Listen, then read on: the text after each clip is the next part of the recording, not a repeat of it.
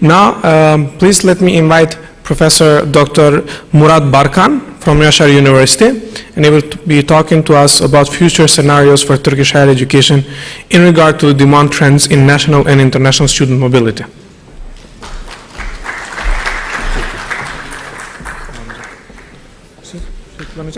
Evet.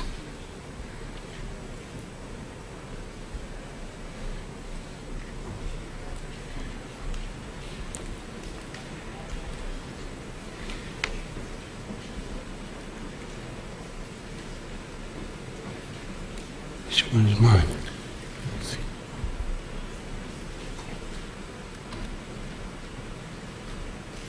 Great. Thank you.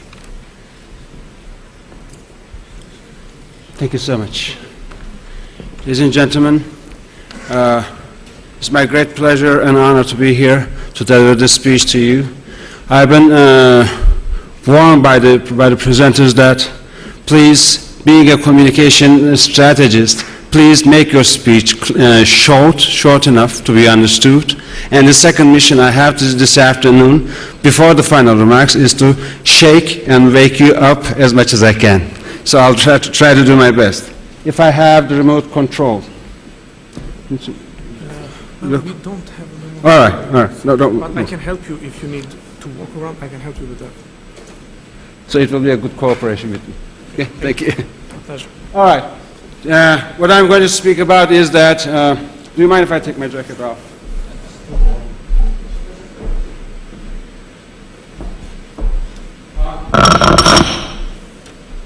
We have a cosmic room so-called in Yaşar University. What I mean is we have strategists, analysts, statistics to analyze what's going on all around the world and inside the domestic market, I mean Turkey. And we've gone through the analysis of many international meetings, global meetings organized by the British Council and the EU level sort of meetings. And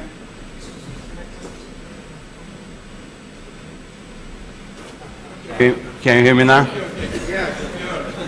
Do you want me to repeat it again? I'm quite sure you don't. All right.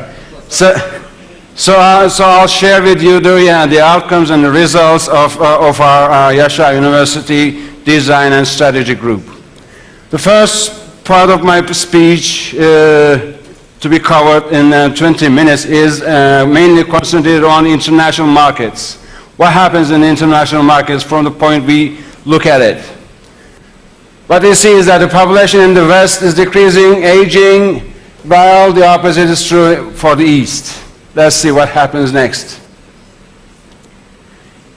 I'm not going to read sentence by sentence, dot by dot here. And I'm quite sure you're all aware that the Western part of the world is aging, honest, and the speed of increase in the population is not as high as before.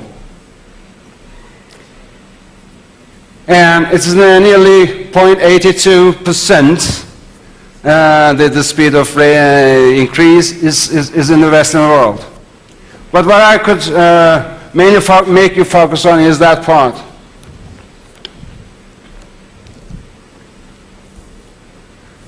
What else? The demand mobility in the global world is a bit changing than before, 10 years ago. The global demand for higher education is reverting to the home countries after the 9/11 effect and the serial economic crisis, one after another. The demand, international demand, the students and the staff, academic staff, are not willing or affording to go to the expensive countries as before. And, just to make it more understandable is that demand has certain changes that it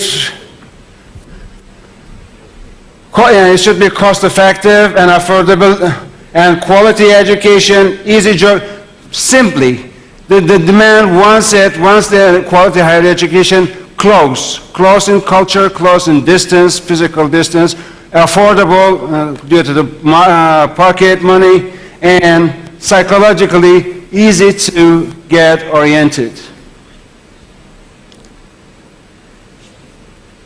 And let's go on with our analysis for the global higher education market. What we can do, what really interests us is that the Turkish-oriented second and third generation in Europe is a good market for Turkey because the European universities are not willing to take most of them.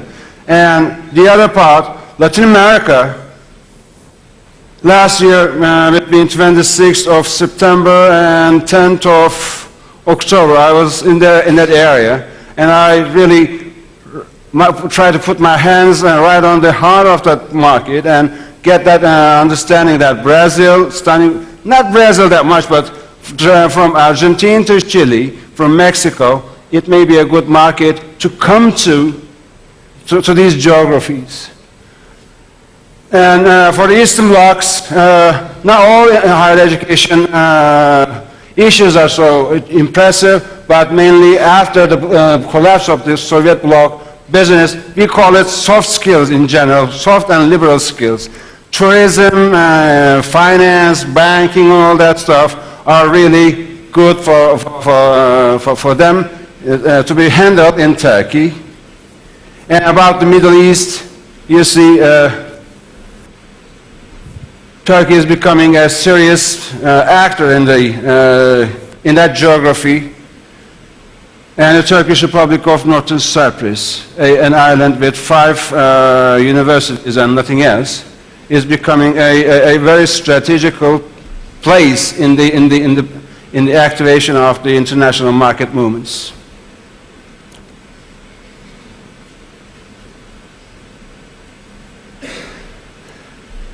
In the following 3 or 4 slides, to make it short, as it was ordered in the lobby to me, what I'm trying to say is that there's a certain change in the direction and the dimension of the brain drain.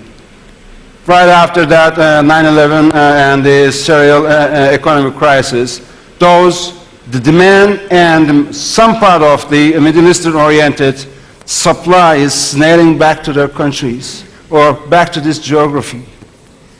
And I was there in TASA meeting in Washington nearly a month ago, and it was declared by Harry Bloom, the professor of economy in Harvard University, is that things are changing drastically in the Middle East, in the whole globe, and as well as in the east of the world. And do you know? He asked a very critical question. Do you know why do we put so much intention and significance on MA and PhD studies and research? Nobody says nothing. Most probably he said, you accept it as our will to make more research. And he says, it's a fake. We have no other choices to train our already trained people twice in the graduate studies. It includes a very limited amount of joke inside, but in fact, on the other side, it has a serious reality. The West, the supply of the West is not attracting the supply and the demand of the East that much as they did before. The things are changing. That's what I was saying. And the global actors and the players in the global geographies are changing now. China is doing well, as India has done before, and now the East and mainly the North Africa, Mid-Africa, Middle Eastern geography and Turkish countries are almost finding a new actor, and that might be Turkey.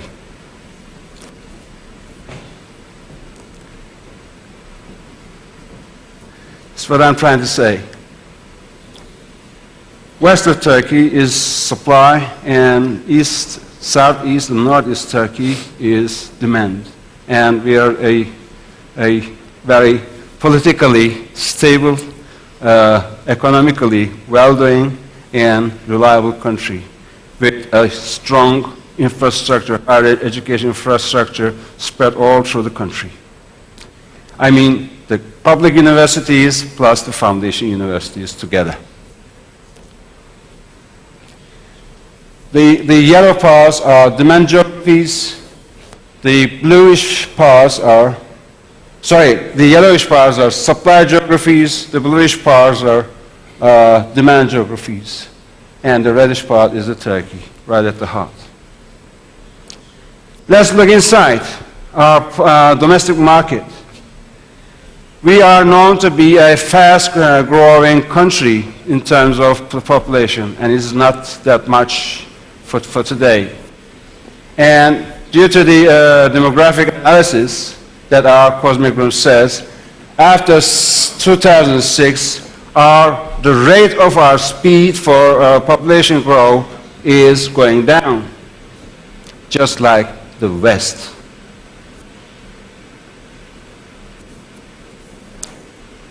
And it will be something around the European or the European scale in 2020s. I mean, 0.82 something % speed of growth of our population. In 2001, the rate of births and the differences between 2008 and the death rates. This figure there shows how fast we are aging in Turkey. Is it enough shaking, or should I go even deeper? We're not fast-growing country anymore. We are aging as the West of the world, as we've been joking about. And it really relates, it really affects all the systematic understanding in Turkish higher education system that around 2017 and 20s, or the 100th year anniversary of our republic, the demand and the supply in Turkish public market will be equal. So there will be no reason to elect or select any students, but to place them to the proper universities depending on their wish. That decrease doesn't bring only the negative implications, but it brings something positive. The red line is the contingents. Please, yeah, that yellow line is, please press 1, the quotation. It will be more than our need.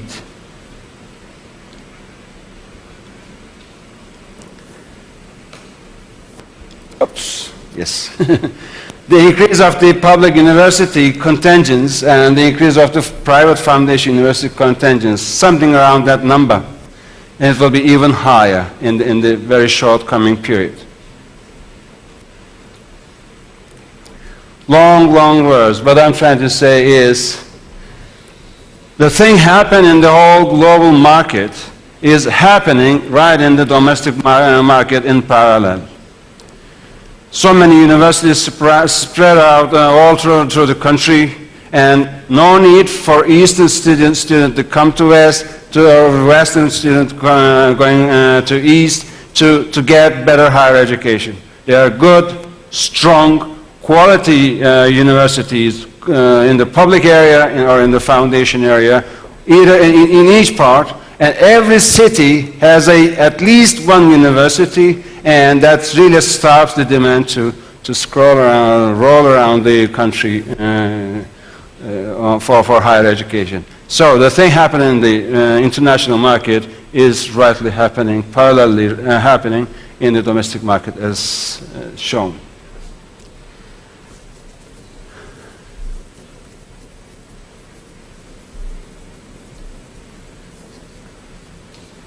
Yes, the demand and the supply is getting, it is something positive from an aspect, but if you look in a broader, in a long aspect, it brings some risks that demand and supply is getting a bit localized. It may be a risk in the coming 5 to 10 years. And I want to conclude with my final remarks about our expectations, our visions for the coming, is that the tendency of the declining and demand, that declination of the decrease of the speed of our growth will grow in the coming future. However, it will bring some quality frustrations, if you like, between the quality of fights between the university, that it is something really very positive for Turkish education and university system. I'm sorry. I have 5 minutes more. No, no problem. All right, I'm just joking. All right. The international demand, just Turkey is now right a breach between the East and the West, so that anybody going from, any demand going from West to East, or East to West, or supply in the same direction backwards, should drop something onto Turkey. I'm just simplifying my speech to make it easily understood. We can rely on, we can give so many deeper analysis on that stuff, but the thing I'm sharing with, the speech I'm sharing, the content I'm sharing with you is really what we rely on while designing our midterm strategical plans for 2015. And there will be tough relationships between the universities to increase the level of quality. The number of the foundation universities, private universities, will be even higher. We'll be speaking about brand Turkish universities coming out from that tough quality fights. And we'll be seeing more high-ranked Turkish universities among the international ranked universities in terms of their academic and scientific quality.